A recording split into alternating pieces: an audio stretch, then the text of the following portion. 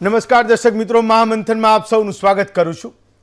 પંચાયતોની ચૂંટણીના કયા કયા રંગ હજુ ગુજરાતે જોવાના બાકી છે એની કલ્પના કરવી આજની તારીખે મુશ્કેલ છે, પણ જે ઘટનાઓ ગુજરાતમાં બની રહી છે એની વાત આજના મહામંથનમાં આપણે કરવાની છે।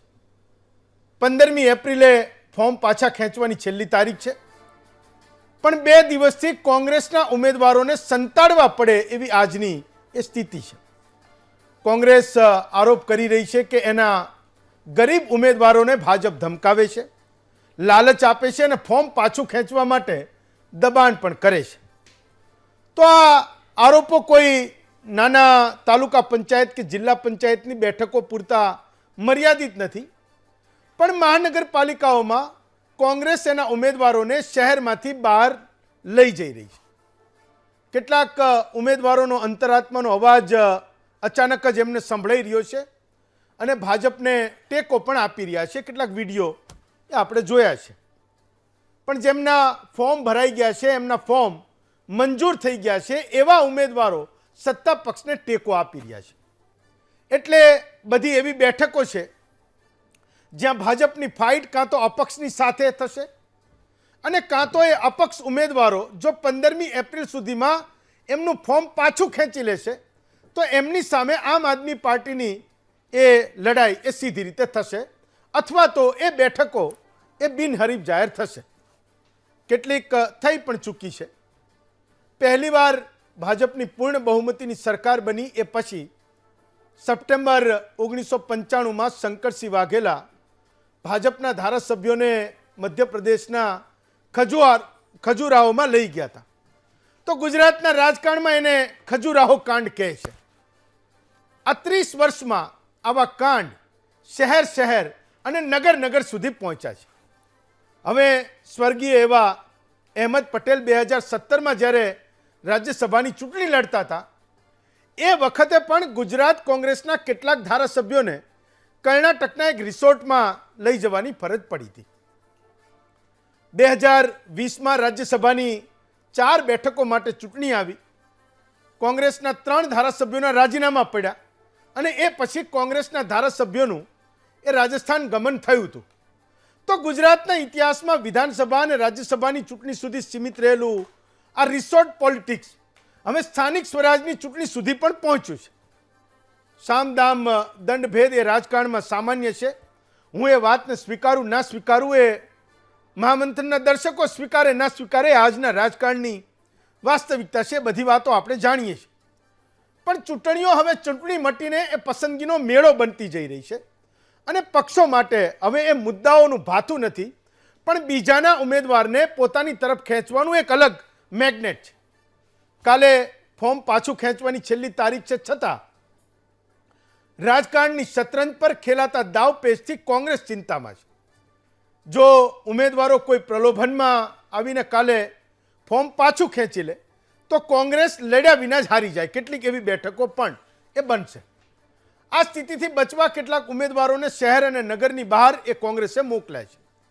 કેટલાક ઉમેદવારોના ફોન બંધ આવી રહ્યા છે અને કેટલાકના પરિવારમાં એ ચિંતા પણ છે કે ટિકિટ મળી તો મળી, પણ આ ઘરથી સંતાઈ જવું પડે એ ચિંતાનો વિષય છે।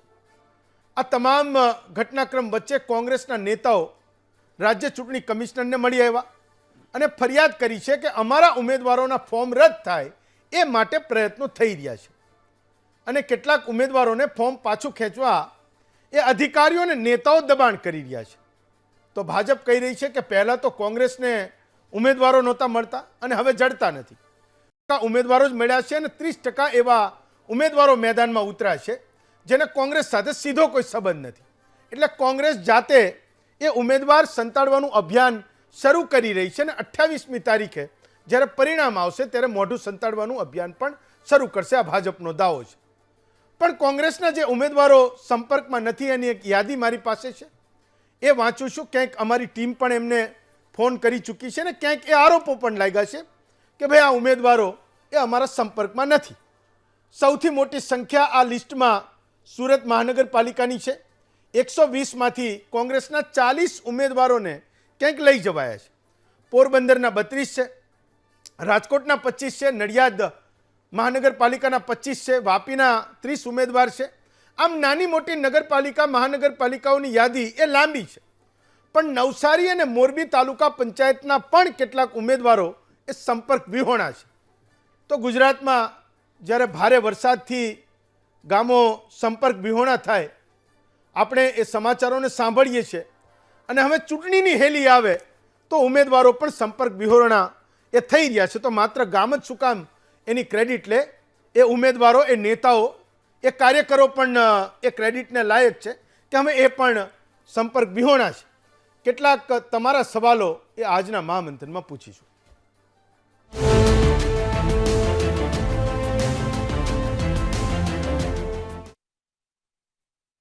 તો આ કડીમાં સૌથી પહેલા જે સૌથી મોટો આરોપ લાગ્યો રાજકોટ મહાનગરપાલિકામાં, હું રાજકોટ મહાનગરના શહેર કોંગ્રેસના પ્રમુખ રાજદીપસિંહ જાડેજાને જોડું છું.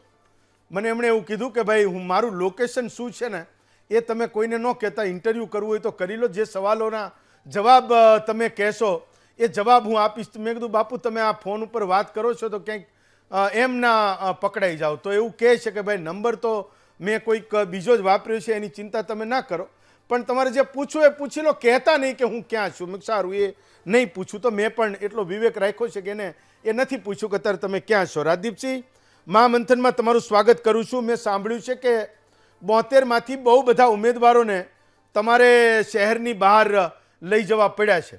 તમે એ પણ આરોપ કર્યો કે ક્યાંક ધાક ધમકી પણ તમારા ઉમેદવારોને આપવામાં આવી રહી છે. તો મારે એ સમજવું છે કે વાસ્તવમાં રાજકોટ મહાનગરના એ કોંગ્રેસના ઉમેદવારોને આખરે થયું શું કે જેના પરિવારો પણ ચિંતા કરે કે ટિકિટ મળી તો મળી પણ આ ઘરવાળા ક્યાં જતા રહ્યા, અને એ ચિંતા કરી રહ્યા છે. તો મૂળ કારણ શું છે કે તમારે રાજકોટ મહાનગરમાંથી એ તમારા ઉમેદવારોને જેના ફોર્મ મંજૂર થઈ ગયા છે એને શહેરની બહાર એ તમારે લઈ જવા પડ્યા? અને હું જોઉં છું કે તમે ગાડીમાં ભારતીય જનતા પાર્ટી ભ્રષ્ટાચારી શાસન સમગ્ર ગુજરાતની અંદર, રાજકોટની અંદર 50 વર્ષથી મહાનગરપાલિકામાં ભારતીય જનતા પાર્ટીનું ભ્રષ્ટાચારી શાસન છે. 5 વર્ષ કોંગ્રેસ શાસન કર્યું છે 2000 થી 2005 ની વચ્ચે, પણ છેલ્લા 5 વર્ષથી ભ્રષ્ટાચારની હદ વટાવી દીધી છે. અને જે રાજકોટની લોકો પણ જાણી ગયા છે, ચોથી જાગીર પણ જાણી ગઈ છે કે મેયરે સરકારી જગ્યા ઉપર બાંધકામ કરી લીધું, ટીઆરપી ગેમ ઝોન ત્યાં, એમાં રાજકોટની જનતાના જીવ ગયા. રાજકોટની મહાનગરપાલિકા સંચાલિત સિટી બસ સેવામાં છાસવારે એક્સિડન્ટ કરી અને લોકોના જીવ ગયા. મહાનગરપાલિકામાં એન્ટી કરપ્શનની રેડ પડી અને સરકારી રેકોર્ડ ઉપર ત્યાંથી અધિકારીઓ પકડાણા. આવા ઘણા બધા બનાવો બન્યા છે અને મીડિયા પણ જાણે છે, વિરોધ પક્ષ તરીકે અમે જાણીએ છીએ અને રાજકોટ શહેરની જનતા જાણે છે.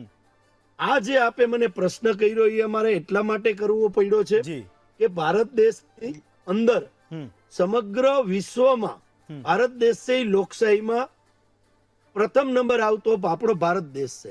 પણ ઘણા વર્ષોથી દુઃખ સાથે કહેવું પડે છે કે લોકશાહી જેવું રહ્યું નથી. ભારતીય જનતા પાર્ટીએ લોકશાહી જેવું રહેવા નથી દીધું. અમે એટલા માટે નીકળ્યા છીએ, આપે જે વાત કરી કે ભારતીય જનતા પાર્ટીની જે ભ્રષ્ટાચારી શાસન છે અને ક્યાંક સત્તાનો દુરુપયોગ કરી અને ક્યાંક ને ક્યાંક જ્યારે ઉમેદવારોના ફોર્મ ચકાસણી ચાલવાની હતી ત્યારે અમુક ઉમેદવારોને ફોન થી ધમકી ભર્યા ફોન પણ આવેલા હતા, 3 થી 4 કેન્ડિડેટને. ક્યાંક કોક અધિકારીઓ દ્વારા પણ ફોન કરવામાં આવેલા હતા.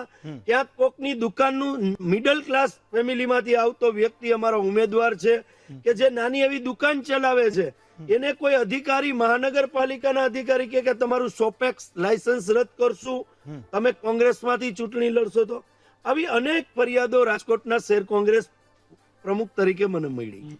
ત્યારે એનો વળતો જવાબ પણ અમે સારી રીતે આપ્યો, કારણ કે લોકશાહીની અંદર ચૂંટણી પ્રક્રિયા થવી અત્યંત જરૂરી છે. જે પ્રજાને જેને મત આપવા છે એ આપી શકે છે, પણ આપણી લોકશાહીની અંદર ચાહે કોઈ પણ પાર્ટી હોય, અપક્ષ કેન્ડિડેટ કેમ નથી, જો એને ધમકાવવા વાળી વાત છે એ લોકશાહીનું ચીરહરણ કરવા વાળી વાત છે. અને જે ભારતીય જનતા પાર્ટી ભ્રષ્ટાચારી શાસન કરે છે, કારણ કે એને ખ્યાલ છે કે જો આ નહીં કરીએ તો રાજકોટની જનતા આ વખતે અમને લોકોને ફેંકી દેવાની છે. એટલા માટે અમારે એક સ્ટ્રેટેજીના ભાગરૂપે આ વાત અમે કરી છે. જી ક્યાંક અમારા નવા ઉમેદવારો છે, જી. જે ફ્રેશ ઉમેદવારો છે, જી. લોકોને કંઈક અમે નવા એવા લોકો આપ્યા છે કે જે સામાજિક સોસાયટીમાં જોડાયેલા હોય છે. ઓકે. એ ક્યાંક ચૂંટીને આવશે તો નાના નાના કામ કરશે પ્રજાના. હા તો એ ભારતીય જનતા પાર્ટીને બરોબર ગમ્યું નથી કે હવે આમને તોડવાનો રસ્તો શું. એટલે ત્યારે એ આવી વાત કરી છે. આજે અમે અલગ અલગ જગ્યાએ અમારા જે ઉમેદવારો છે એમને લઈ ગયા છીએ. જી એમને ત્યાં પ્લાનિંગ સાથે કઈ રીતે આવનારા દિવસોની અંદર ચૂંટણી લડવી અને લડવી, એ કઈ કઈ સમજાવશો. રીતે ત્યાં હા ભારતીય જનતા પાર્ટીનો સામનો કરવો જી એના માટેનું પણ માર્ગદર્શન મળે છે. જી વધારામાં જે વાત છે કે ભારતીય જનતા પાર્ટી જે રીતે ડઘાઈ ગઈ છે એ જોતા અમને પણ ખ્યાલ પણ છે કે બાપુ- રાજકોટની પ્રજા ભારતીય જનતા બાપુ- પાર્ટી નથી. બીજી વાત હું આપને કરું કે વચ્ચે બાપુ એક વાત તો એ છે કે એ અધિકારીઓના નામ પણ તમારે જાહેર કરી દેવા જોઈએ કે કયા ઉમેદવારને કયા અધિકારીએ ધમકાયો અને ડરાવ્યો છે. આ તો બિલકુલ ના ચલાવી લેવાય. એ લોકોને પણ તમારે ઉઘાડા પાડવા જોઈએ કે કોણ ધમકાવી રહ્યું છે એ તમારા ઉમેદવારોને, જેને સત્તાવાર રીતે મેન્ડેટ આપીને તમે એનું ફોર્મ ભરાવ્યું છે. તો તમારે એ ખુલ્લા કરવા જોઈએ લોકો. રાજકોટના શહેર કોંગ્રેસ પ્રમુખ તરીકે મેં ફરિયાદ પણ કરી છે એમની જી અમારા પ્રદેશમાં. જી પણ આજે રાજકોટ શહેર કોંગ્રેસના એક વડીલ તરીકે, જી. પરિવારના એક મોભી તરીકે એ અધિકારીને પણ મેં ફોન કરીને મારી ભાષામાં જવાબ આપી દીધો છે. જી કારણ કે ભારતીય જનતા પાર્ટી જે ચાલ રમશે રાજકોટ શહેર કોંગ્રેસ એ જ હાલશે. જો ઈંટનો જવાબ અમે પથ્થરથી જ આપવાના છીએ. સ્પષ્ટ કહી છીએ અમે ગાંધીજીની વિચારધારામાં પણ માનીએ છીએ, સુભાષચંદ્ર બોઝની વિચારધારામાં પણ માનીએ છીએ જી. અને ભગતસિંહની પણ વિચારધારામાં માનીએ છીએ. અને એ રાજકોટ પણ ભારતીય બાપુ, જનતા પાર્ટીના એ- લોકોને પણ ખબર છે. એ ઉમેદવારોને નેતાઓ અને અધિકારીઓએ શું ઓફર આપી, શું લાલચ આપી, શું ધાક ધમકી આપી, એ પણ લોકોને જાણવું છે કે તમે શું એને ધમકી આપીને તમે એક શહેર પ્રમુખ તરીકે તમે શું કર્યું જ્યારે તમારા ઉમેદવારને કોઈ ધમકાવી રહ્યું હતું. તમે બહાર તો લઈ જ ગયા, પણ એ લોકોના નામ પણ સામે આવવા જોઈએ કે આ લોકો કોણ છે જે ભારતીય ધમકાઈ રહ્યા છે. જનતા પાર્ટીનું ભ્રષ્ટાચારી શાસન દ્વારા ભારતીય જનતા પાર્ટીના માથાભારે તત્વો ગણાતા લોકોએ અમુક ઉમેદવારોને ફોન કરી અને ડરાવવાનો પ્રયત્ન કર્યો હતો. હા અને અમુક મહાનગરપાલિકાના કોર્પોરેશનના અમુક અધિકારીઓએ પણ ફોન કરીને એ ફોર્મ પાછું ખેંચી લ્યો. એ રીતે નહીં, પણ તમારી અહીંયા દુકાન આવેલી છે, તમારું સોપેક્સ લાયસન્સ રદ થશે. રાતોરાત તને સોપેક્સ લાયસન્સ રદ કરવાનું ક્યાંથી સપનું આવ્યું? પણ અમે ગાંધી વિચારોમાં પણ માનીએ છીએ. કોંગ્રેસ પક્ષ છે એ શહીદ ભગતસિંહના વિચારોમાં પણ માનીએ છીએ, સુભાષચંદ્ર બોઝના વિચારોમાં પણ માનીએ છીએ. ઓકે. એટલે રાજકોટ શહેર કોંગ્રેસના મુખ્ય પ્રમુખ તરીકે મેં પણ એ લોકોને ફોન કરીને સારી રીતે એમને જે જવાબ આપ્યો તો એવી જ રીતે બધાને મેં જવાબ આપી દીધો છે. આપના માધ્યમથી આ ચલાવશો એટલે એ લોકોને ખ્યાલ આવી જશે કે કોને કોને અમે જવાબ આપ્યો છે. ફાઇન. મેં કીધું હતું કે અમારા કોંગ્રેસના એક પણ કાર્યકરને જો તમારી તાકાત હોય તો સમય આપજો. કાર્યકરને નહીં, રાજકોટ શહેર કોંગ્રેસ પ્રમુખ તરીકે મને ફોન કરજો જો તમારામાં તાકાત હોય તો. અને જે રદ કરવું હોય એ કરજો. ચાલો 28 તારીખ પછી રાજદીપસિંહ જાડેજા તમારી પાસે હિસાબ લેશે. ચાલો. આ વાત પણ મેં કરી છે. તમારો- અને જે નામ તમારો- દેવાની વાત છે નામ પણ અમે પીસીસી માં તમારો આભાર માનું છું ને જ્યારે સત્તાવાર રીતે તમે આ સંતા કુકડીમાંથી બહાર આવો તો ફરી પાછો તમને હું મહામંથનમાં પણ જોડીશ, કેટલાક એ અનુભવોને પણ હું પૂછીશ. તમારો ખૂબ ખૂબ આભાર માનું છું. સૌથી પહેલા આ આખા મુદ્દા પર ભાજપ અને કોંગ્રેસના એકબીજા પર આરોપ પ્રત્યારોપ શું છે અથવા તો જવાબ શું છે એ પણ સંભળાવું છું અને એ પરિવારોને પણ સંભળાવું છું જેમના ઘરમાંથી એ કાં તો બેન છે જે બિચારા ઘરને સાચવતા હશે અને કાં તો ભાઈ છે એ જે કમાઈને ઘરે કંઈક લાવતા હશે. તો એ ચિંતા કેટલાક ઘરોમાં છે. પરિવારોના મતને પણ તમને બતાવું છું ને એ ભાજપ કોંગ્રેસના એ નેતાઓને પણ તમને સંભળાવું છું જે એકબીજા પર શું આરોપ પ્રત્યારોપ કરી રહ્યા છે. એક જગ્યાએ પોલીસના અધિકારીઓ એસઓજી ના હોય, એલસીબી ના હોય, કોંગ્રેસના ઉમેદવારોને ઘરે જાય છે, એને ડરાવે ધમકાવે છે. અનેક જગ્યાએ પોલીસના અધિકારીઓ કોંગ્રેસની ઓફિસમાં જઈ અને જબરજસ્તી યાદી આપો એવી માગણી કરે છે. કાર્યકરોને ડરાવવા દબાવવામાં આવે છે. અહીંયા કલોલની વાત હોય, સુરતમાં હોય, આણંદમાં, વાસદમાં હોય કે અનેક જગ્યાએ અધિકારીઓના નામ સાથે ચૂંટણી પંચને પણ ફરિયાદ આપી છે, ડીજીપીને પણ ફરિયાદ આપી છે, પણ તેમ છતાંય અટકતું નથી. અનેક જગ્યાએ ઉમેદવારોને 25 લાખ 30 લાખ રૂપિયા આપીને ખરીદવાનો પણ પ્રયત્ન થાય છે, ડરાવવા દબાવવામાં આવે છે. અને જે ચૂંટણી અધિકારીઓ છે એ પણ પુરાવા પૂરતા ચેક કર્યા વગર ખોટી રીતે ફોર્મ પણ રદ કરી રહ્યા છે. અને સામે ભારતીય જનતા પાર્ટીના જે ઉમેદવારો છે એના ફોર્મમાં અનેક ક્ષતિઓ, અનેક ભૂલો હોવા છતાં એના ફોર્મ મંજૂર કરવામાં આવે છે અને ભેદભાવ કરવામાં આવે છે. તો અભિયાન ચલાવ્યું. હવે કોંગ્રેસ ઉમેદવાર સંતાડો અભિયાન ચલાવી રહ્યું છે. કદાચ રાજનીતિક ઇતિહાસમાં એવી કેવી નબળી પાર્ટી બની ગઈ છે કે એને ઉમેદવાર મળતા નથી ને ઉમેદવાર સંતાડવા પડે છે. હજુ ચૂંટણી બાકી છે. અને મને ચોક્કસ ખાતરી છે કે જ્યારે ચૂંટણી પતી જશે 28મે કાઉન્ટિંગના દિવસે કોંગ્રેસ સંતાડો અભિયાન ચલાવશે. કારણ કે વાસ્તવમાં કોંગ્રેસને 10% સીટો પણ ગુજરાતમાં મળે એ પ્રકારની પરિસ્થિતિ નથી. સલીમભાઈ કાલ રાતે અમે ફોન કર્યો હતો કે અમે અમારી પાર્ટી હારે બહાર જાવી છીએ કે કપડાં બપડા બધું એવું લઈને ગયા એ કે અમે 2 દી બહાર જવાના, 2-3 દી થાય અમારે. કઈ કીધું નથી? ના, એવું કાંઈ અમને કોઈ બીજી કોઈ વસ્તુ નથી કીધી. વાતચીત થાય છે અત્યારે? વાત થઈ છે પણ ફોનમાં વાત થઈ જાય. એટલે કોઈ ખબર નથી. 2 દિવસથી હાજર નથી. 2 દિવસથી હાજર નથી. કંઈક બહાર ગામ મોકલી દીધા વોટ પાછું ખેંચવા માટે હિસાબના કારણથી. કોણે મોકલ્યા છે એ કંઈ ખબર નહીં. હવે આવે તો મને ખબર પડે ને. હવે અત્યારે અજ્ઞાન સ્થળમાં છે, કાલે સાંજે ગયેલા છે અને કાલે વાપીસ આવી જવાના છે. તો અત્યારે એ લોકો કોંગ્રેસ સાથે સેફ છે. કોંગ્રેસના ટીમ લીડર છે, કોંગ્રેસના બીજા ઉમેદવારો છે રાજકોટના, તો અત્યારે તો સેફ છે. કેટલા લોકો એમની સાથે છે કાંઈ ખબર છે? નવા ઉમેદવારો કેટલા છે? નહીં, આઈડિયા નથી, બટ કોંગ્રેસની ટીમ છે તો સેફ છે. ચલો, આજનો આપણો વિષય છે મિશન અજ્ઞાતવાસ, ડર કે અવિશ્વાસ.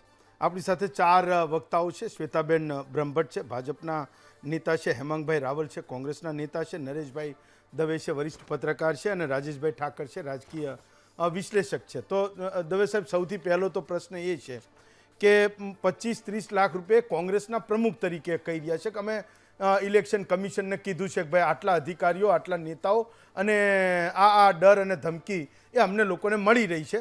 પોલીસને પણ એ ડેટા અમે આપ્યા છે, ડીજીપીને પણ આપ્યા છે. અને આ ઘટનાક્રમ એ ગુજરાતમાં એક નવા રાજકારણ તરફ એ આપણને બતાવી રહ્યો છે. મેં કીધું 2021માં કોરોના વખતે જ્યારે ચૂંટણી પૂરી થઈ, કોઈને ખબર નહીં હોય કે મહાનગરપાલિકાઓ, નગરપાલિકાઓની ચૂંટણી ખતમ થઈ ગઈ. એ વખતે 6 મહાનગરપાલિકા હતી, 15 અત્યારે થઈ, 81 નગરપાલિકા હતી, અત્યારે 84 નગરપાલિકાની ચૂંટણી છે. એની પહેલાંની ચૂંટણી કહો 2015માં એ અનામત આંદોલનના જબરજસ્ત પડઘમની વચ્ચે એ ચૂંટણી થઈ, છતાં પણ એ ખબર નહીં આ પ્રકારના ડ્રામા એ ગુજરાતના રાજકારણમાં કદાચ પહેલી વાર થઈ રહ્યા છે. અને મને એવું લાગે છે કે કદાચ ધારાસભા અને લોકસભાની ચૂંટણી તો કંઈ ના કહેવાય. લોકો એવું કહે સાચી ચૂંટણી તો એ ગામના ચોરે ને પંચાયત પર લડાઈ છે. આ વખતે 2026માં એ સાબિત થઈ રહ્યું છે.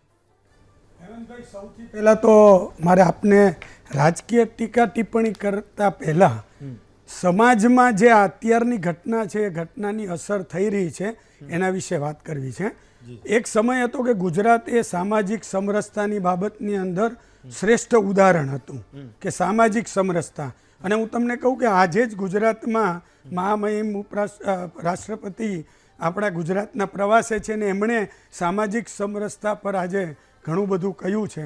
ત્યારે આ સામાજિક સમરસતાનું મને એવું લાગે છે કે સૌથી મોટું હનન અત્યારે આ તાલુકા પંચાયત, જિલ્લા પંચાયત, કોર્પોરેશન એટલે સ્થાનિક સ્વરાજ્યની ચૂંટણીમાં કે જ્યાં ગ્રામ્ય વિસ્તારે સામાજિક સમરસતા હોય છે, એની જગ્યાએ આજે સ્થિતિ એવી થઈ છે કે દરેક જિલ્લામાં, તાલુકામાં જ્યાં જ્ઞાતિમાં એક સાથે ખભે ખભા મિલાવીને કામ કરનારા લોકોની વિચારધારા અલગ હોય, કોઈ એક કોંગ્રેસમાં હોય, એક ભાજપમાં હોય, પણ સેવાનું કામ આવે ત્યારે એક સાથે ખભે ખભા મિલાવીને કરતા હોય, એવી જગ્યાએ અત્યારે એવી સ્થિતિ થઈ છે કે જાણે સામસામે દુશ્મનો આવી ગયા હોય. કોઈ એક તાલુકા પંચાયતની એક બેઠક માટે કે કોર્પોરેટરની એક બેઠક માટે. એટલે મને એવું લાગે છે કે હું કોંગ્રેસ, ભાજપ એ બંનેને બાજુ પર મૂકીને જો હું એક પત્રકાર તરીકેનું મારું ઓબ્ઝર્વેશન જો હું જોઉં તો મારું એવું માનવું છે, જે આપે અગાઉ કહ્યું કે ભાઈ રિસોર્ટ પોલિટિક્સ જે ચાલતું હતું અને એની આખી તમે આખો ઇતિહાસ કહ્યો એ હું રિપીટ નથી કરતો, પણ હવે તાલુકા, જિલ્લા પંચાયત ને કોર્પોરેશન કક્ષાએ, સ્થાનિક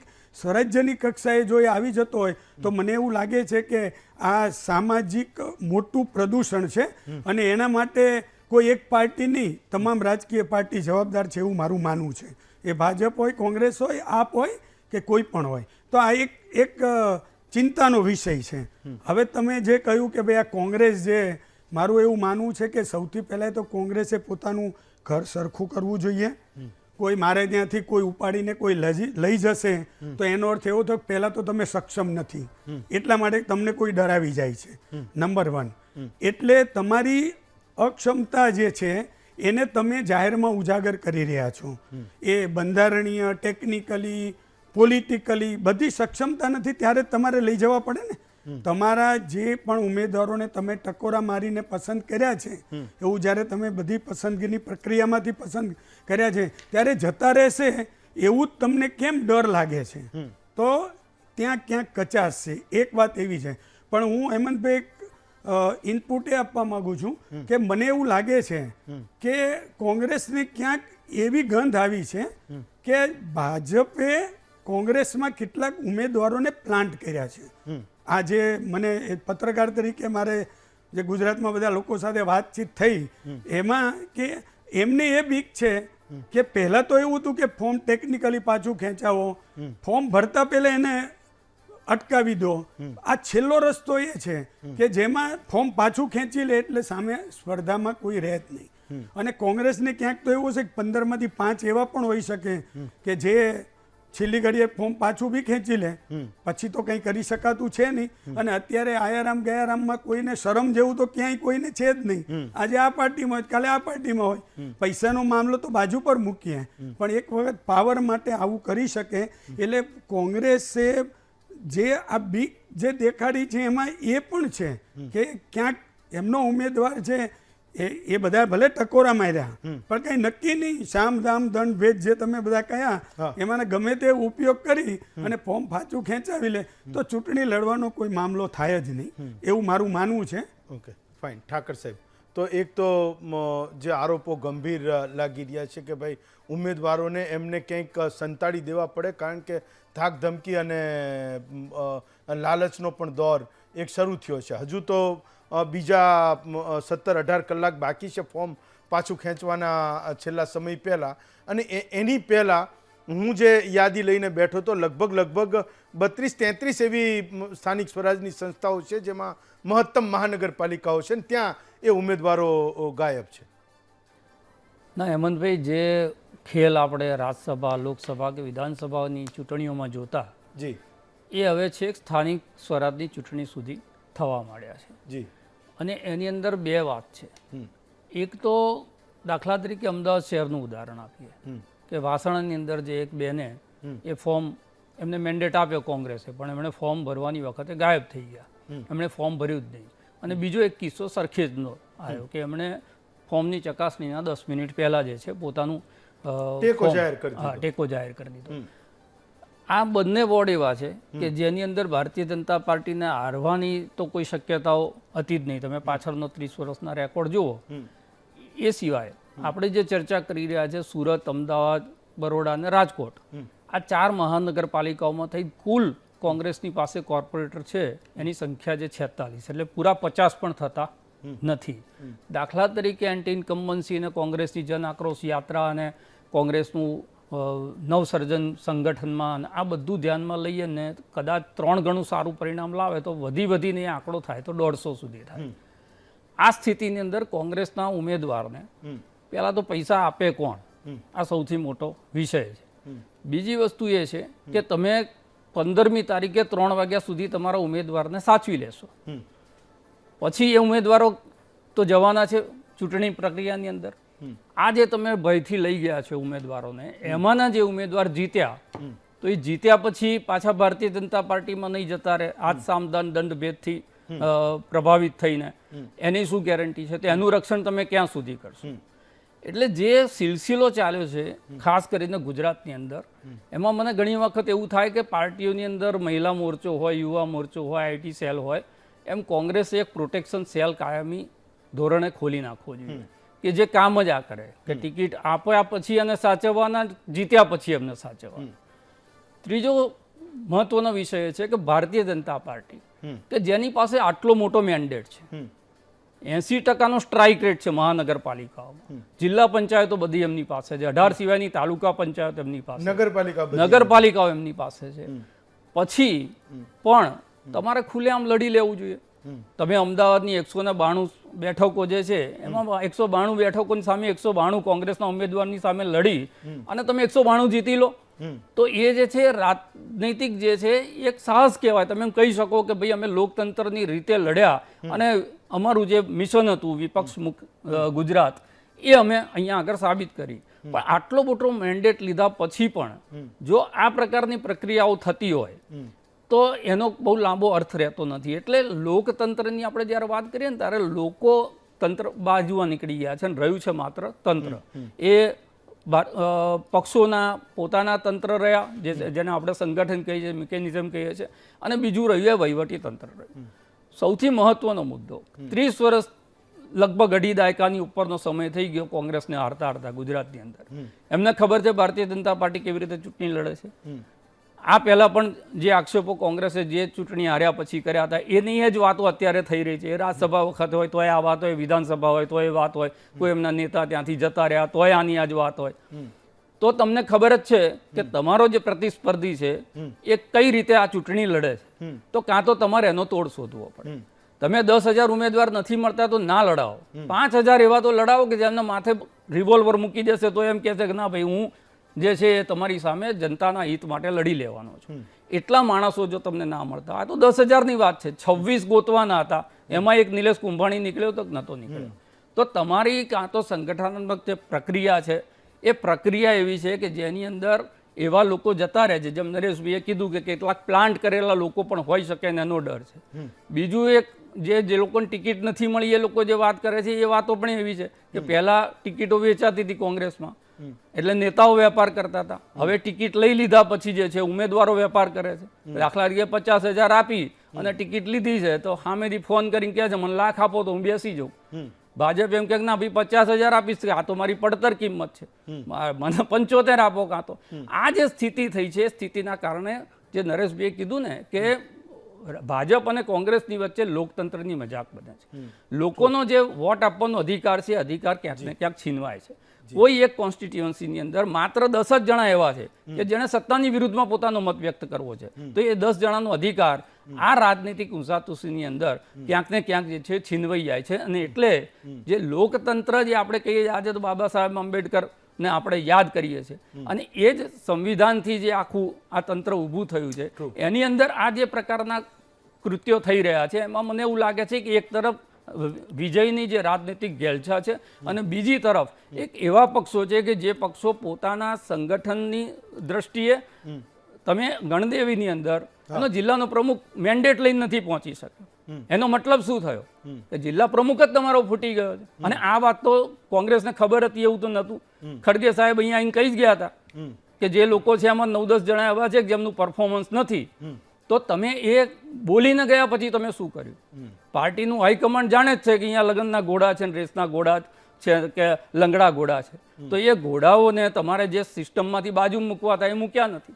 તમે જીપીસીસી છોડીને ખાનગી જગ્યા ઉપર ટિકિટોની વહેંચણી કરો અને પછી ટિકિટ આપ્યા પછી નેતાઓ ગાયબ, ટિકિટ મેળવ્યા પછી ઉમેદવારો ગાયબ. જ્યારે તમારે જનસંપર્ક કરવાનો છે, 10 જ દિવસ છે, આટલા ટૂંકા ગાળાની અંદર લોકોની સામે જવાનું છે ત્યારે તમે લોકો ઉમેદવારને જે છે લોકોથી વિરુદ્ધ લઈ જાઓ છો. બીજી વસ્તુ દાખલા તરીકે જે વાત થઈ રહી છે ભાઈ કહેતા હતા રાજકોટની અંદર ભાજપની વિરુદ્ધનો પવન છે, તો આ ઉમેદવારો જેમના જનપ્રતિનિધિ તમે આપ્યા છે એમને કોઈ ડરાવતું ધમકાવતું હોય તો એ વોર્ડની જનતા એની પાછળ રોડ ઉપર આવી જોઈએ કે ના આવી જોઈએ, અને નથી આવતી તો લાવવાની જવાબદારી કોની છે? એટલે જન આક્રોશ જેને કહીએ ને જન આક્રોશ યાત્રા, તો એ જન આક્રોશને ઊભો કરવો પડે તમારે સત્તાની વિરુદ્ધમાં. દાખલા તરીકે જેટલા આરોપ છે બધા સાચા જ છે એવું માનીને આપણે ચાલીએ તો એની સામે જનતાને કન્વિન્સ કરીને જનતાનો આક્રોશ જે છે એ ઊભો કરવો પડે. તો કોઈક રીતે રાજકીય દબાણ આવે ને આ પ્રવૃત્તિ જે છે એ અટકે. બાકી આનો કોઈ અર્થ નથી કે દર વખત. બીજી વસ્તુ છે કે શું હારવા પહેલાનું ગ્રાઉન્ડ વિપક્ષ જે છે તૈયાર કરી રહ્યું છે? આ પ્રકારના કેટલા બધા સવાલો છે જેના જવાબો આપણને પરિણામ મળશે ત્યારે જ મળશે. હેમાંગભાઈ, એક સિમ્પલ સવાલ તો એટલો જ છે કે ભાઈ તમે રાજકીય રીતે ભાજપને એવું કહો છો કે ભાઈ જનતા એના આ બધા જે કામો છે એની સામે જનતા જવાબ આપશે. પણ જનતા ક્યારે જવાબ આપશે? જ્યારે તમારા ઉમેદવારો એ મેદાનમાં હશે. તો ભાઈ ભાજપને ને અપક્ષને લડવાનું હશે તો એમાં તમારો રોલ શું રહેશે? આટલા મોટા પ્રમાણમાં એ ધાક ધમકી અને લાલચ અને કેટલીક ઓફરોની વાત એ ખુલ્લા આમ થઈ રહી છે. રાધે તમારા પ્રમુખે તો 25-30 લાખ રૂપિયાની વાત પણ કરી. હું નથી માનતો કે ગુજરાતના લોકોને આ દિવસ જોવાનો વારો આવે. લોકો નથી વાસ્તવમાં ઈચ્છતા, પણ લોકો નથી ઈચ્છતા, પણ સામે કોઈ જવાબ આપવા માટે પણ કોઈ હોવું જોઈશે ને. જો સૌ પ્રથમ તો શ્વેતાબેન બોલ્યા નથી, પરંતુ વીટીવીના પ્રતિષ્ઠિત માધ્યમથી જે નરેશભાઈ અને રાજેશભાઈ આપી વાત એની બેની હું પહેલા તો સ્પષ્ટતા કરું. પહેલા તો એ છે કે નરેશભાઈને જો ફ્રેમ ઉપર લવાતો હોય તો લાવો, એટલે એમને મારે બતાવવું છે અને એમને કહેવું છે કે નરેશભાઈ જીપીસીસીની તમે ચિંતા ના કરો, તમે હવે રિટાયર્ડ છો, તમે તમારી વાતને તમારી નહીં એવું પૂછવાની ના બોલાય એમને. નહીં, એક મિનિટ, નહીં સાહેબ, તમે એમને નતા બોલ્યા. લોકોની સામે હેમંતભાઈ તમે નહોતા રોક્યા. હેમંતભાઈ તમે એડિટર તરીકે એમને શું બોલ્યા? એ શું બોલ્યા? નહીં, મને વાત સાંભળી લો. નહીં, એમણે એવું કીધું, એમણે એવું કીધું, નહીં સાંભળવાની. હેમંતભાઈ પર્સનલ નહીં કરો, મારો મુદ્દો ખાલી એમણે મારા પ્રદેશ પર્સનલ નહીં કરો. એમ વાત શું કરે છે સાંભળો તમે. એટલે ભાઈ કોંગ્રેસની વાત તો તમારી જનતા કરશે ને ભાજપે કરશે ને પત્રકારો કરે. પર્સનલ નહીં કરો. એમ તમે નામ લઈને જવાબ ના આપશો.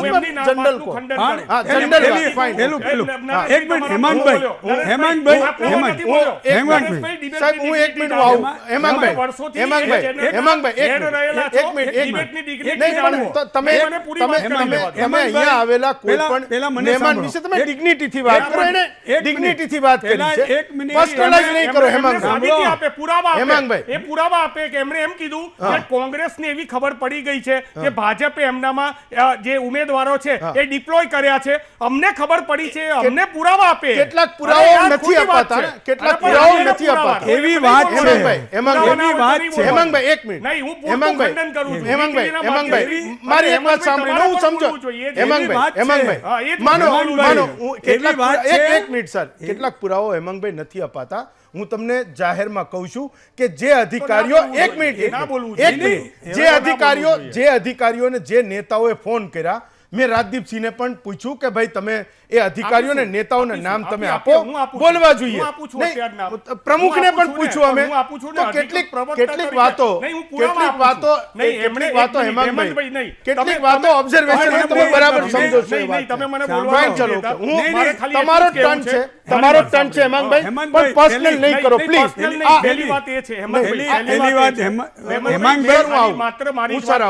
તમારી વાત પૂરી કરો, પર્સનલ નહીં કરો. પહેલી વાત હું ખંડન કરું છું પક્ષના અધિકૃત મીડિયા કોર્ડિનેટરને પ્રવક્તા તરીકે કે નરેશભાઈ બિલકુલ જુઠ્ઠું બોલી રહ્યા છે. આવી કોઈ જ વાત નથી. કહું છું કે તમે પર્સનલ નહીં કરો. નહીં તો એમને જે કીધું, નહીં એમણે કીધું તો મારે કોની ઉપર કરવાનું? હેમંતભાઈ વીટીવી લખે છે, વીટીવી લખે છે કે અહીંયા દરેક આવતા વ્યક્તિઓના મત પર્સનલ છે. અને એ તો લખીએ છે, બધા લખીએ. તો હું મારો મત રજૂ કરું. ભાઈ તો મને તમે એ કહો કે તમે બધાને અજ્ઞાતવાસમાં શા માટે લઈ ગયા છે? કારણો આપો. ચાલો હેમાંગભાઈ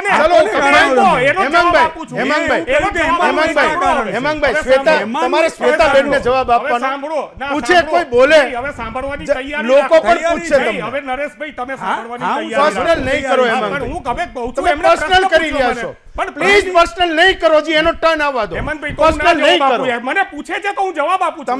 તમે એમને કેમ તમને પર્સનલ નથી કીધું કશું? તમારી પાર્ટી વિશે, તમે એના વિશે, તમારી પાર્ટી વિશે કીધું છે, તમારી પાર્ટી વિશે કીધું, બધું બોલે. તમારી ભાઈ રાજેશભાઈ બોલ્યા ઓકે છે, એમણે જે કીધું બંને બેલેન્સ બોલ્યા. નહીં હેમાંગભાઈ તમે એક વાત સાંભળો મારી. આ ચર્ચામાં આવેલા તમામ લોકો જ્યારે તમારા વિશે પણ કોઈ પર્સનલ કરે તો પહેલા વાત સાંભળી લો. હું એવું કહું છું કે પર્સનલ નામ લઈને નહીં કહો. તમારી પાસે જે કંઈ તમારે પક્ષનો પક્ષ રાખવો તમે કરો.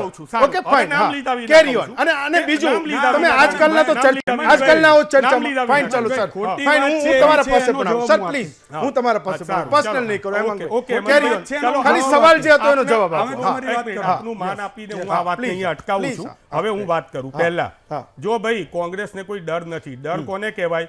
ગૃહમંત્રી અમિતભાઈ શાહ કે વડાપ્રધાન નરેન્દ્રભાઈ મોદી આવે ને ત્યારે 3-3 કિલોમીટરની ત્રિજ્યાની અંદર અમારા કાર્યકર્તાઓને હાઉસ એરેસ્ટ કરવામાં આવે ને ત્યારે મજબૂત વિપક્ષનો ડર કોને છે ને એ બધાને ખબર પડે છે. હવે હેમંતભાઈ હું તમને સાબિતીની વાત કરું. પહેલા તો કોંગ્રેસની જન આક્રોશ અમે સંપૂર્ણ તૈયાર છે અને અમારી 10,000 નહીં, અમે 12,500 ડમી ઉમેદવાર સાથે ઉમેદવારો ઊભા રાખ્યા છે. ભાજપને સમકક્ષ 100-200 કદાચ ભાજપથી ઓછા હશે. બધી જ જગ્યાએ અમારા ઉમેદવાર ચકાસીને આમ ટપાટપ કરીને મોકલેલા છે. વાત શું છે હેમંતભાઈ, તમે વિચાર કરો કે આ શ્વેતાબેન મારા બહેન છે, નાના બહેન સમાન છે, એક મહિલા છે. આજે પ્રદેશ સમિતિમાં એક મહિલા એના નાના 2 બાળકોને લઈને આવી, ચાંદખેડાની પંચાલ વિશ્વકર્મા સમાજની મહિલા, અને એણે કીધું કે મને ધમકી આપવામાં આવી છે, તમે ઘર છોડીને જતા રહો કાં તો તમે ટિકિટ પાછી ખેંચી લો. એ અત્યારે પ્રદેશ સમિતિમાં આજે અમારા પ્રમુખ સાહેબને મળી, અમને મળી, મીડિયાની સમક્ષ મળી. એના વિડીયો મેં બહાર જાહેરમાં મૂકેલા છે કે એને ધમકી આપવામાં આવેલી છે. એક બેન સેટેલાઇટના વિસ્તારમાં રહે, રૂહીબેન શાહ કરીને રોઝવુડમાં રહે છે. હેમંતભાઈ અહીંયા બાજુમાં જ છે, રોઝવુડની અંદર રહે છે. એને ત્યાં ભારતીય જનતા પાર્ટીના એ વિસ્તારના પ્રમુખે આવીને કીધું કે બેન તમે પાછું ખેંચી લેજો. બીજા દિવસે એ જ દિવસે રાત્રે ત્યાં સોસાયટીના ચેરમેન આવીને કહે છે કે બેન આપણી સોસાયટી તો ભાજપની છે, તમે પાછું ખેંચી લો ફોર્મ. અરે ભાઈ આટલી બધી બીક. એક વિજય પટેલ નામના ઉમેદવાર છે, એ વિજય પટેલના સીસીટીવી ફૂટેજ હું આપું છું. એની ઓફિસને બહાર ભાજપના ગુંડાઓ અત્યારે પણ બેઠેલા છે. એ ઓફિસમાં ક્યારે આવે એની ધાક ધમકી આપી રહ્યા છે. ભાઈ વિરોધ પક્ષની અંદર આજુબાજુના બધા જે તે વિશ્લેષકો હોય એમને બોલવું સહેલું છે, પણ અહીંયા વિરોધ પક્ષની અંદર લડવું છે ને નહીં. હું એ જ કહું છું, વિરોધ પક્ષમાં લડવા માટે થઈને છે ને 56ની છાતી જોઈએ. અધિકારીઓની વાત કરું, એક અધિકારીના નામ સાથે જાહેર કરીશું. અમે ચૂંટણી પંચને ફરિયાદ આપી દીધેલી છે. કરજણની અંદર 2 ટર્મથી તાલુકા પંચાયતના મહિલા બેન ચૂંટાઈ છે, 2 ટર્મથી. 2 ટર્મથી એમના ફોર્મ રેગ્યુલર ભરાય છે, રેગ્યુલર બધા જ ફોર્મ એકદમ ઓકે થાય છે. ગઈકાલે 2 દિવસ પહેલા એમણે ફોર્મ ભર્યું, વિડીયોગ્રાફીથી ફોર્મ ભર્યું, વિડીયોગ્રાફીમાં ફોર્મ બતાયા હેમંતભાઈ, ફોર્મ બતાયા કે આ જુઓ આ મારી એફિડેવિટ, આ મારી અમારું શૌચાલયનું. ત્યાંના અધિકારીએ આજે એવું કહીને ફોર્મ રિજેક્ટ કર્યું એમનું કે તમારું શૌચાલયનું નથી, શૌચાલયનું સર્ટિફિકેટ નથી. હેમંતભાઈ તમારી જોડેથી આ કાગળ લઈ લઉં અને પછી કહું, તમે મને કહો કે આ કાગળ તો મારી જોડે નથી, તો શું થાય? આ પરિસ્થિતિનું નિર્માણ એ સમગ્ર ગુજરાતની અંદર થયેલું છે. એટલા માટે હું આપને કહું છું, અમે સહેજ પણ ગભરાયા નથી, ડર્યા નથી. બોડકદેવ વિસ્તારમાં ભાજપના લોકો આવ્યા અને એમને બહાર પાછા કાઢવામાં આવ્યા છે. ઘાટલોડિયા વિસ્તારની અંદર બેનરો લાગ્યા છે કે ભારતીય જનતા પાર્ટીના લોકોએ અહીંયા પ્રવેશવું નહીં. અમને બીક નથી. જનતા છે ને ભારતીય જનતા પાર્ટીના ભ્રષ્ટાચારને અને કમલમ સુધી પહોંચતા કમિશનને ઓળખી ગઈ છે અને એની બીક લાગી રહી છે. બીજી વાત, અમે પૂરતા ઉમેદવારો ઉભા રાખ્યા છે અને સક્ષમ ઉમેદવાર છે. અમારા જે ઉમેદવાર અત્યારે લડી રહ્યા છે ભાઈ, જે લોકો નવા છે એ લોકોને અમે સાચવીને લઈ ગયા છે, એ પણ લડશે. અને અત્યારે અમારા ઉમેદવારે પ્રચાર ચાલુ કરી દીધો છે, ઓફિસોનો ધમધમાટ ખુલી ગયો છે અને ભારતીય જનતા પાર્ટીનો ગરબો ઘેર આવવાનું નક્કી છે. શ્વેતાબેન, એક સૌથી મોટો સવાલ તો એ છે કે આજે આટલા બધા લોકો એ તમારી પાર્ટીમાં એવો કકડાટ કરે કે ભાઈ ટિકિટ અમને ન મળી, અમે લોકો સક્રિય કાર્યકર હતા, મેદાનમાં હતા, ખુરશીઓ લગાવી, ટેબલો લગાવ્યા, પણ અમને એ ટિકિટો ન મળી. કેટલાક બહારથી આવેલા લોકોને તમે ટિકિટો આપી છે. જો આ ચૂંટણીમાં એ તમારે લડવાની જ નથી, એ ઉમેદવારની સામે કોઈ, તમારા ઉમેદવારની સામે કોઈ ઉમેદવાર બચવાનો જ નથી, તો પછી તમારા જ લોકોને ટિકિટ આપીને આ કામ કરવા જેવું હતું ને, એમને રાજી કરવાની જરૂર હતી ને. આ બહારના લોકો માટે આટલું મોટું મિકેનિઝમ લાગે, આવડા મોટો આરોપ લાગે. હું માનું છું કે 30 વર્ષ સુધી તમે અહીંયા સત્તામાં રહ્યા, તમારા સામે આરોપ લાગે, ધાક ધમકી અને લાલચ આપીને સ્થાનિક સ્વરાજની ચૂંટણીમાં તમારા ઉમેદવારના ફોર્મ પાછા ખેંચવા પડે છે. હું માનું છું કે આનાથી એ મોટી ઘટના એ બીજી કોઈ ના હોઈ શકે આ ચૂંટણીમાં. શ્વેતાબેન, જવાબ જી નમસ્તે હેમંતભાઈ, મારા તરફથી બધાને ગુડ ઇવનિંગ. આપના સવાલોના જવાબ આપું એના પહેલાં જે કાંઈ પણ મેં સાંભળ્યું અને ખાલી 3 પોઈન્ટ્સ ઉપર હું ખાલી મારે જવાબ આપવા છે. સૌ પ્રથમ તો આપણને બધાને ખબર છે કે અત્યારે જે સમય છે એ સમય છે પ્રજાની વચ્ચે જઈને પ્રજાના પ્રશ્નોને સમજવાનો અને પ્રજાના જે એનો વિશ્વાસ છે એ જીતવાનો. એવા સંજોગોમાં તમે જો છુપાઈને બેસતા હો તો તમે પ્રજાનો વિશ્વાસ કેવી રીતે જીતશો? બીજો પોઈન્ટ કે બીજો પોઈન્ટ કે તમે જુઓ કે જે થઈ રહ્યું છે એમાં ઉમેદવારને પક્ષ પર ભરોસો નથી, પક્ષને ઉમેદવાર પર ભરોસો નથી, એટલે ફરી વળીને વાત ત્યાં જ આવે છે કે જ્યારે અંદર જ વિશ્વાસ નથી તો ફરી તમે લોકોની વચ્ચે જઈને લોકોનો વિશ્વાસ કેવી રીતે જીતશો? ત્રીજો પોઈન્ટ, નરેશભાઈની વાતથી હું બિલકુલ સહેમત છું. મારો પ્રશ્ન સહેમત જ હોય. आप बोलिए आप बोलो हेमंत भाई आप बोलो आपने पूर्तक समय નરેશભાઈના મળ્યો। પ્રેમમાં અને જી, આપણી આપને- આપો- આપને એને- સમય એને મળશે। જવાબ આપો તો ના, આવું નહીં. તમારી પાસે. પણ સહમત હું આવું તમારી પાસે. તારે સહમત નામ અસહમત લેવાય. હોય. કઈ વાતથી સહેમત તારે છું? નામ લેવાય ને. હેમંતભાઈ, એમની તારે લેવાય ને. હેમંતભાઈ, હેમંતભાઈ, સહમત અસહમત હોઈ શકે. તમે ના પ્લીઝ તમે એનો પર્સનલ કેમ બોલ્યા? એક મિનિટ શ્વેતા, હું બોલી હા, હેમંતભાઈ, શ્વેતાબેન એકવાર જવાબ આપી લે. એમની- તમારે મને કઈ જ્યારે વાતથી મેં સહેમત છું? નરેશભાઈની વાત કરી હા. ત્યારે તમે કીધું કે તમે પર્સનલ ના બોલો. જ્યારે સહમતિ પણ કીધી સહેમતિ ત્યારે કઈ વાતની personal છે એ તો બોલાય. સાંભળી લો। હેમંતભાઈ, તમે સહેમતિ તમે વાત કઈ બરાબર વાતની છે સમજો એ છો સાંભળી લો। કે કેટલાક શબ્દોનો પ્રયોગ Great, થાય, કેટલાક great, ના હા, કરવા great, જોઈએ. અભિનંદન. હવે હેમંતભાઈ, હા, એક મિનિટ. કેટલીક મારી વસ્તુઓ વાત તમે લઈ લો જોડે friend. Hemantbhai, Please. Hemantbhai, Please. હેમંતભાઈ, તમે કઈ વાતથી એક સહેમત મિનિટ, છું? તમે આજકાલના ડિબેટમાં નહીં, પણ નથી હું આવતા. વિનંતી કરું છું. આજકાલના નરેશભાઈની વાતથી ડિબેટ તમે સહમત હોય તો- આજકાલમાં પણ સાંભળી લેશો તો ડિબેટમાં તમે નથી સમજી આવતા. શકશો। હું એવું સમજુ છું હેમાંગભાઈ કે આટલા મોટા કકળાટમાં આ તમને લોકોની સામે જવાબ આપવાનું આનાથી મોટું કોઈ માધ્યમ નથી. સહમતિ અસહમતિ કોઈની સાથે થઈ શકે, માત્ર ડેરોગેટરી શબ્દો ના વાપરો 1/3 કોઈના માટે. ના હોવું તમે જોઈએ. કહેજો કે હું હેમંતભાઈ, અસહમત છું, કોને ના નહીં, પાડું? 1/3 Fine, ના ચાલો. હોવું જોઈએ. હા. બસ બોલો વાંધો ભાઈ નહીં. બોલવામાં છે ધ્યાન રાખીએ, બીજું કશું નહીં. બંને બાજુ હા. કહેવું જોઈએ. હા, હું તમને પણ કહું ને એને પણ કહું. એમને નહીં. એને ડેરોગેટરી શબ્દ નથી વાપરા. તમે એવું કીધું હોત કે નરેશભાઈ અને ભાઈના શબ્દો ઠાકર સાહેબના એમની શબ્દો વાત જ સાથે નથી. હા. હું અસહમત છું, તો પ્રશ્ન નથી, તમે વાત તમારી કેરી ઓન કરી શકો. શું કરવા સમય આપણે વેડફીએ છીએ. ફાઇન. હા, જી શ્વેતાબેન વાત હેમંતભાઈ, પૂરી હું કરો. એમ કહી રહી હતી કે હું એમની વાતથી સહેમત છું। કઈ વાતથી સહેમત છું? એ વાતથી સહેમત છું કે પ્રશ્ન કોંગ્રેસે એમ પૂછવો જોઈએ કે 125 વર્ષ જૂની એ પાર્ટી જે એમ કહીને ગૌરવ લેતી હોય છે કે અમે અંગ્રેજો સામે લડ્યા, એ એમ કહીને ગૌરવ લેતી હોય છે કે મહાત્મા ગાંધીજી જેવા નેતા અમારા નેતા છે, એ મહાત્મા ગાંધીજી કે જેમને વસ્ત્રોનો ત્યાગ કર્યો દેશના ગરીબોને જોઈને, એ સરદાર વલ્લભભાઈ પટેલ સાહેબ જેમને પોતાના નેતા સમજે છે, એ સરદાર વલ્લભભાઈ પટેલ જેમને એ જમાનામાં બેરિસ્ટરની હજારો રૂપિયાની નોકરી છોડી હતી, આજના જમાનાની લાખો કરોડો રૂપિયાની નોકરી હોય દેશને સમર્પિત થવા માટે, એવા સરદાર વલ્લભભાઈ પટેલને જે પોતાનો કહીને ગૌરવ લેવાવાળા કોંગ્રેસ પક્ષ જે છે બધાય એ આટલા ગૌરવ લે છે. વર્ષમાં પણ કોંગ્રેસ એમ કે છે ને અમારા નેતા, નહીં, હું બધાય એમ કહેવા ભાજપ માંગુ લઈએ, છું, અમે લઈએ. બિલકુલ અમે બધાના એમણે છે, કીધું બધાના સરદાર છે, વલ્લભભાઈ અમારા બધાના છે। આભાર. હું એમ કહેવા આભાર માંગુ છું તો માનો. એ કોંગ્રેસ તમારા પાર્ટી જો એવા કાર્યકર્તાઓનું ઘડતર ના કરી શકી કે એમને કોઈ જેમ રાજેશભાઈએ કીધું કે લમડે બંદૂક મૂકે તો પણ અમે નહીં ડરીને જઈએ, શું બિલકુલ ઘડતરનો મુદ્દો છે હેમંતભાઈ?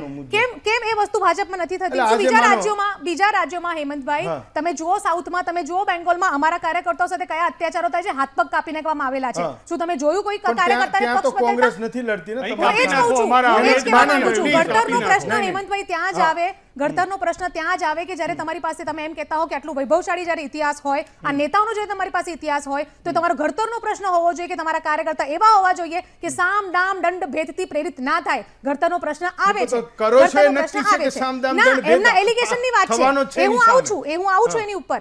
સામેવાળા શું કરે છે એની વાત જ નથી આવતી। જ્યારે આપણો સિક્કો ખોટો હોય ત્યારે પહેલો પ્રશ્ન આપણે ખુદની પર કરવો જોઈએ, સામેવાળા તો પિક્ચરમાં જ નથી આવતા। તમારે સૌથી પહેલા તમારે ખુદની અંદર આત્મમંથન કરવું નોકરી જોઈએ। કરનારા લોકો છે. ના, તો પછી હવે એમાં કાર્યકર્તાનું ઘડતર ક્યાં છે? આમાં ક્યાં તો પછી કાર્યકર્તાનું ઘડતર તમારી ક્યાં છે? પાસે એવા હશે ને એની મને- પાસે એવા હશે 20, 25, 30 હજારની નોકરી બીજી કરનારા વાત લોકો છે. બીજી વાત હેમંતભાઈ, એ જે એલિગેશન્સની વાત કરે છે, જેમ એ નરેશભાઈ પાસે પ્રૂફ્સ માંગે છે, એમ તમે પણ છો તો તમારે પણ પ્રૂફ્સ આપવું જોઈએ ને। આ તમે જે કહો છો અગર એવું હોય તો બિલકુલ ખોટું છે, તમારે કાયદેસર પગલાં લેવા જોઈએ, તમારે કોર્ટમાં જવું જોઈએ, તમારે આવી રીતે ખાલી વાતો ના કરવી જોઈએ। તમે જાઓ પબ્લિક સામે મૂકો તમે એ વસ્તુઓને, પણ તમે નહીં કરો, કારણ કે જ્યારે એક વિદ્યાર્થી પરીક્ષામાં હારવાનું હોય ને એટલે કૂટે પેટ ને દુખે માથું, અને એટલા માટે પહેલા આ ઇલેક્શન હાર્યા પછી આલા કમાનને શું જવાબ આપશે? એટલે આગોતરા, જેમ રાજેશભાઈએ કહ્યું ને, એ આગોતરી આ તૈયારી છે જવાબ આપવા માટે। તમે આ એવું કહો જો છો કે પહેલા આ તો દંડો એમ કે હેમંતભાઈ, એ દંડ- હું તો હેમંતભાઈ. દંડો મારીશ જ, પણ એ દંડો માર્યા પછી હેમંતભાઈ, મલમપટ્ટી કરાવવા તમારે ડોક્ટર પાસે પહેલી જવું જ વાત પડે ને. સાંભળો, વિદ્યાર્થી પરીક્ષામાં હારે નહીં નાપાસ થાય, પહેલી વાત, પરીક્ષામાં ના હારે કોઈ દિવસ, અને Sorry, તમારા નાપાસને જેટલું પાસ શુદ્ધ થવું- મને નથી ના, આવડતું. કશો વાંધો One by નહીં. one, બેન, please, પહેલી one વાત by એ છે। હા. બીજી વાત, હા. મેં તો દાખલા રજૂ કર્યા, જો ભારતીય જનતા પાર્ટીના નેતા હા. એ એક મહિલાના ઘેર જઈને એમ કહેતા હોય કે તારે ફોર્મ પાછું ખેંચી લેવાનું છે, મેં તો હજી કહું છું, લો અમારા એક ચાંદલોડિયાના ઉમેદવારને ડી સ્ટાફમાંથી ફોન આવ્યો કે ભાઈ તમે આવી જાઓ, સમાધાન કરી લો, પાછા ખેંચી લો। આ બધા જ નામ સાથે સમજજો, આ જાહેર થવાનું છે ને સારું થયું શ્વેતાબેને કીધું, તો હું તમારા માધ્યમથી એ અધિકારીઓને કહું છું, એ જે ગુંડાઓ છે એમને કહું છું, એ પોલીસવાળાને કહું છું કે ભાઈ સત્તા કાયમ નથી રહેવાની. બાકીના જેને અહીંયા સમજવું હોય એમને પણ કહી દઉં છું હું કે આ સત્તા કાયમ નથી રહેવાની. તમારું લિસ્ટ આખું તૈયાર છે. કાયદાકીય રીતે તમને અમે જડબાતોડ જવાબ આપવાના છીએ. અને આજે અને સાંભળો, અને આજે પણ અમે ચૂંટણી, અમારે જે કરવાનું હોય એક રાજકીય પક્ષ તરીકે એ અમે સંપૂર્ણ કરી રહ્યા છીએ. અને અમારી તો જન આક્રોશ યાત્રામાં જે સમર્થન મળ્યું છે, અમે તમારી સામે ચાર્જશીટ મૂકી છે, ભ્રષ્ટાચારના ભારતીય જનતા પાર્ટીના પાપોના કારનામા બતાવ્યા છે. અને અમે અત્યારે જે અમારું વિઝન બતાવ્યું છે કે જેની અંદર અમે કોંગ્રેસનું કમિટમેન્ટ આપેલું છે એને જનતાએ વધાવી લીધું છે. આ એની તમને બીક લાગી રહી છે, એટલે એ બીક હોવી જોઈએ. લોકશાહીની અંદર વિપક્ષની બીક હોવી જોઈએ. અને આ જ બીકના કારણે તમે આવા પ્રકારના ગતકડાઓ અપનાવી રહ્યા છો. અને આજે મને દુઃખ થાય છે, મહિલા થઈને બેન તમે મહિલાના આક્ષેપો મેં તો કર્યા, મેં કોઈ જ વાત નથી કરી બેન. હું તો એમ કહું છું, હું તો એ જ કહું છું, જો તમે બોલો તમને એ જ કહું છું, સાંભળો, પગલા લેવાઈ ગયા છે બેન, તમને ખબર નથી. પગલા લેવાઈ ગયા છે અને હજી આગળ કહું, હજી 2 દિવસ પછી તમારા ધારાસભ્યોના પણ કચ્ચા ચિઠ્ઠા ખોલવાના છે જ્યાં ફોનમાં. હું એક નાનકડો એવો બ્રેક લઉં અને એવી આશા પણ રાખું કે કાલ આવા સમયે જ્યારે આપણે મળતા હોઈશું, બ્રેક લેતા હોઈશું, ત્યારે એવા 4-5 લોકોને જે અત્યાર સુધી નહોતા દેખાયા, જેના ફોન નથી લાગી રહ્યા, કોંગ્રેસ જે કહી રહી છે કે એને સંપર્કમાં નથી અથવા તો એને ક્યાંક લઈ જવા પડ્યા છે, સંતાડવા પડ્યા છે, એવા લોકોને પણ આપણે બેસાડી શકીએ. એક નાનકડો એવો બ્રેક લઉં, બ્રેક પછી પાછો આવું છું.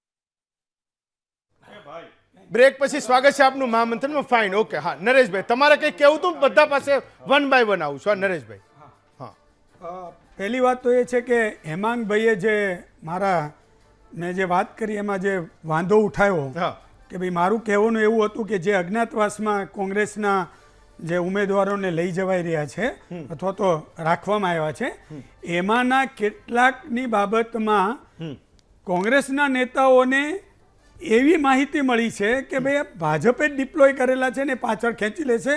અને આ બાબત સાથે આ મારી પાસેની કે હું પત્રકાર તરીકે ભાઈ મારી પાસે વિગતો હોઈ પણ શકે, તો હવે એમણે એમાં પુરાવો માંગ્યો છે કે તમે મને પુરાવો આપો.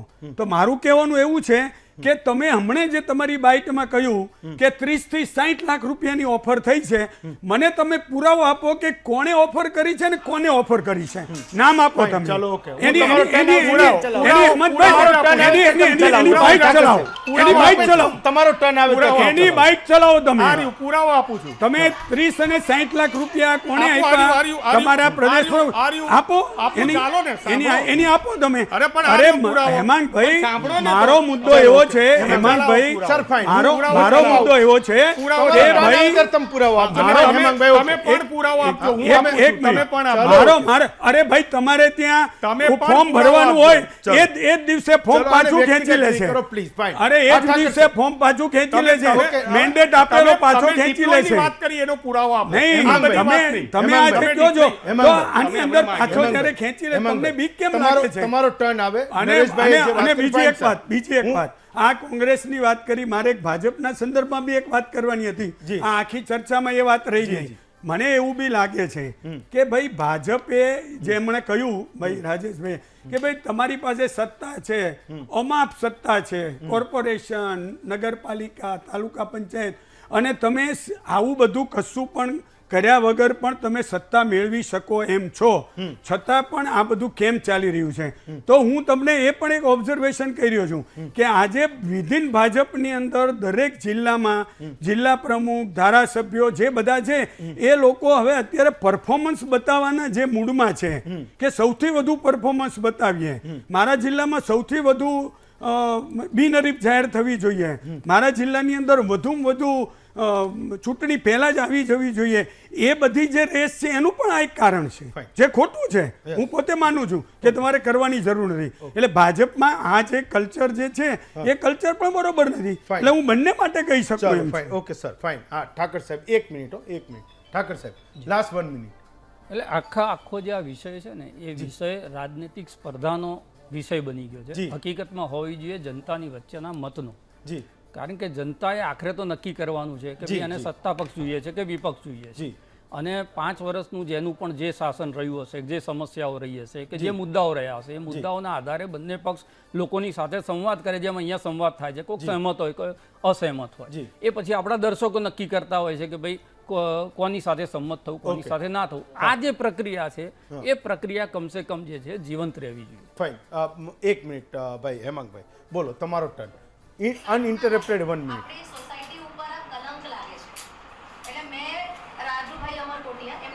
બોલી દો ને તમે કંઈક એમાંથી જે સાંભળ્યું હોય તો પુરાવો બોલી દો. શું કહે છે આ પુરાવો જે છે હું નરેશભાઈને વરિષ્ઠ પત્રકારને હું આપીશ અને આપને પણ આપીશ. આની અંદર બેન સ્પષ્ટ કહે છે કે મારા ત્યાં આવ્યા છે અને મને પૈસાની ઓફર કરી છે. આપણે જોધપુર વિસ્તારની અંદર રોજવુડ ટાવરની અંદર ભારતીય જનતા પક્ષના જે ત્યાંના પ્રમુખ છે એની વાત. નંબર 2, ઓકે, આવતીકાલ પછી એક ધારાસભ્યના નામ સાથેનું એક સ્ટ્રિંગ ઓપરેશન પણ હું રિલીઝ કરીશ અને એ વખતે હું વિનંતી કરીશ કે માનનીય નરેશભાઈ પણ અહીંયા હાજર રહે. ફાઇન. ચલો શ્વેતાબેન, લાસ્ટ 1 મિનિટ. જી બિલકુલ હેમંતભાઈ. એટલે મૂળ મુદ્દો એવો હતો કે તમે એક ખાડો જેવો ન ખોદો જે કામનો નથી અને પછી તમે એવું કહો કે તમારે એમાં પડવાનું જ નહોતું, અમે તો ખોદીને રાખ્યો હોય. મોટા ભાગના આરોપો એ તમારા ઉપર છે. અમે તો કોઈ જેમ નરેશભાઈને એમ રાજેશભાઈને એમ હેમાંગભાઈને બધાને પોતપોતાની ઓપિનિયન હોવાનો સંપૂર્ણ અધિકાર છે. હું એમની વાતથી બિલકુલ સમર્થન નથી કરતી. હું બીજો મુદ્દો કહેતી હતી કે જ્યારે કોઈ આપણી પર આંગળી કરતું હોય, સપોઝ મારા ઘરમાં મારા જેમ કે ભત્રીજો ભત્રીજી મારા દીકરા દીકરી વિશે કઈ વસ્તુ થતી હોય કે એમને કશું કર્યું છે, તો હું સામેવાળાને કરતા પહેલા હું મારા દીકરા દીકરીને પૂછવા માટે જઈશ. હું એમ કહેવા માંગતી હતી. મૂળ મુદ્દો એમ છે, જે પ્રૂફ્સ આપી રહ્યા છે ને, આને પ્રૂફ્સ ના કહેવાય હેમંતભાઈ. સપોઝ હું એમ કહું કે હું હમણાં રસ્તામાં આવતી હતી અને મને કોઈ કોંગ્રેસના કાર્ય કોઈ ફલાણા વ્યક્તિ મને મળ્યું અને એને મને આમ કહી દીધું અને પછી હું જ રેકોર્ડ કરું. ના, હું જ રેકોર્ડ કરું, એને પ્રૂફ કહેવાય? હું જ રેકોર્ડ, પ્રૂફ એને કહેવાય કે હું સામેવાળાને રેકોર્ડ કરું. ત્યારે તમે પ્રૂફ આપો ને એ પ્રૂફને કાયદો પણ માને છે.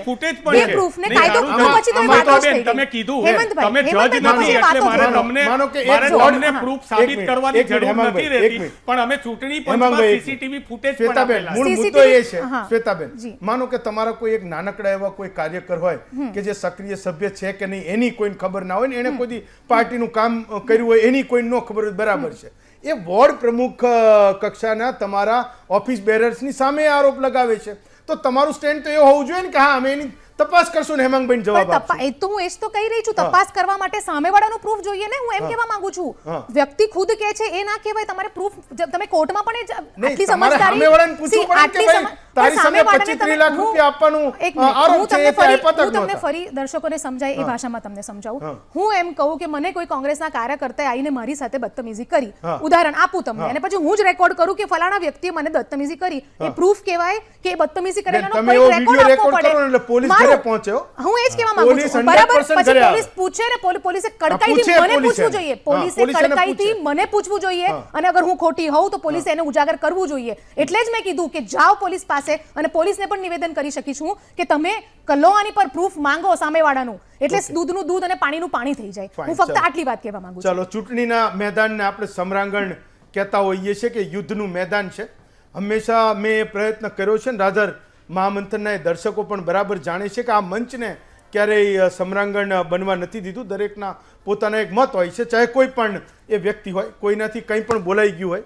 હું માફી માગું છું એમના વતીથી, એકબીજા વતીથી મારા દર્શકોની પણ માફી માગું છું કે ક્યારેક પર્સનલ કોઈ એટેક થતા હોય ને ક્યારેક પોતાના એક્સ્ટ્રીમ કોઈ મતો હોય તો આ મંચે બધાને સહન કર્યા છે. રાધર દર્શકોએ પણ ખૂબ સહન કર્યા છે. આપની ખૂબ ખૂબ માફી માગું છું. આજે રજા આપશો, આવતીકાલે ફરી મળીશું. ચારેય વક્તાઓનો ખૂબ ખૂબ આભાર પણ માનું છું.